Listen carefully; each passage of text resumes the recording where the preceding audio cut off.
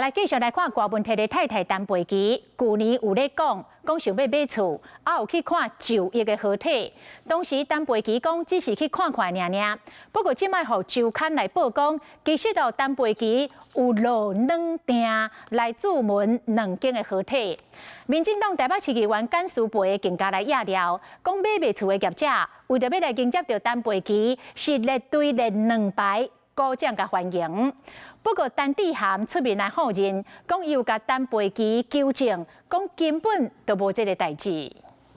1亿元的房子对我们来讲不是很困难的事啊。儿子都30岁了，他就是想要帮他结婚，有在到处晃晃看房子是没错。当时讲的只是去看看尔，陈培琪即马所叫压了两间上市的好家人厝，拢扣去落两订。若原本讲是要替后生结婚看厝，陈培琪佫解释讲是要替翁仔某两个人找退休买大所在，讲摕10万两订，注文一栋6000万的厝，含即马姓2楼的徛价，价值差不多偌济。陈佩琪去看的那个豪宅市价，现在还挂在网络上面卖的，每间都是1亿。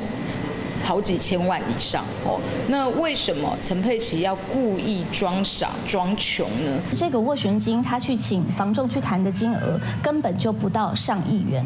伫镜头前对看厝人袂请惊，陈培琪实际到现场情形，敢若唔是安尼。就有这个房仲来跟我爆料，说陈佩琪当时去看这个豪宅的时候曾经房仲还在这个拉比列队欢迎，在陈佩琪走进去的时候，还给他拍手可能要很小心，因为你很容易被诈骗集团给诈骗。我跟陈佩琪医师求证过了，他说根本没有这样的状况。不过6000万的厝，照市场的行情，两订恐惊60万，至少也要付6000万的1%，也就是60万的斡旋金。那大不了再凑个整数，就是最低50万。坦白说，确实有点背离房仲的实物的行情。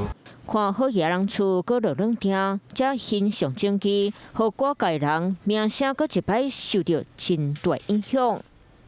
Hello， 我是张新文。想要抢先掌握最及时的新闻资讯吗？赶快订阅、按赞、开启小铃铛，锁定华视新闻 YouTube 频道。